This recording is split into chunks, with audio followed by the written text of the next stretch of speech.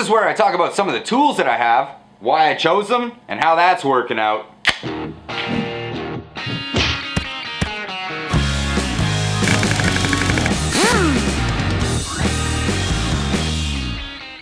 Today's show was brought to you by Boeing, because if you're gonna have a fake sponsor, why not go sky high? There's not a lot to say about impact guns in general, other than once you've used them, you'll do anything to avoid using hand tools. This isn't a definitive review of what's best, but a look at the choices that I've made and how happy I am or not with those choices.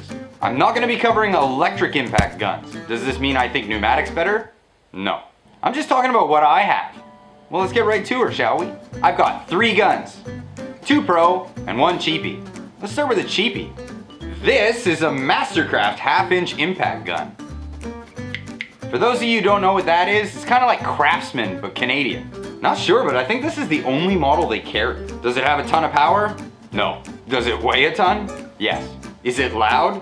Oh god, yeah. How does it balance in your hand? Bad. I mean really bad. If you had to use this every day, you'd have forearms like Popeye. That being said, it does do the job for the most part. For any DIYer, this in conjunction with a breaker bar might be all you'd ever need. That and cool neighbors. Hey, shut up! I have it as a backup in case my other one shits the bed. Moving on, let's look at the next one. This is a Chicago Pneumatic 1/2-inch impact gun. The serial number is long since rubbed off, but I did some research and the closest thing available today is the CP7748. Now the 7748 has a few design features that make it a little bit better than this one. Actually, one thing that they upgraded is one of the reasons why I have buyer's remorse for this gun. The switch on the back is the speed adjustment, but it's also the valve that switches directions. Did you notice that there? It took 2 hands to do it. Now the upgraded model has a tab hanging down from the switch, so you can hit it with the thumb on the hand that's holding it. Genius! Now I was hasty to buy this. I say I have buyer's regret, but not really. This is actually a really good impact gun. It's really quiet, it's lightweight, and man does it have some jam. Now to be honest, there are better guns on the market, but this is what I could afford at the time. Now the next one I'm going to talk about is luxury. This thing is far from necessity, but now that I have it, I don't think I could ever live without it. This is the Ingersoll Rand 3/8 impact gun. I absolutely love this thing. Now you may be thinking, Clyde, I see what you're doing. Ingersoll Rand is paying you to say this.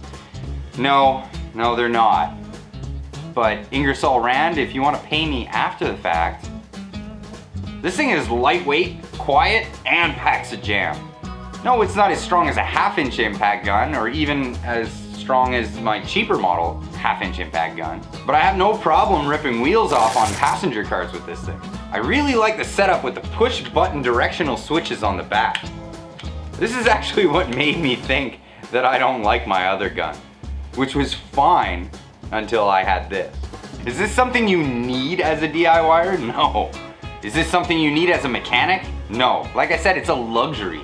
But to be honest, this has almost as much jam as my cheapo Mastercraft. But all in all, I'd say I'm very satisfied with this purchase.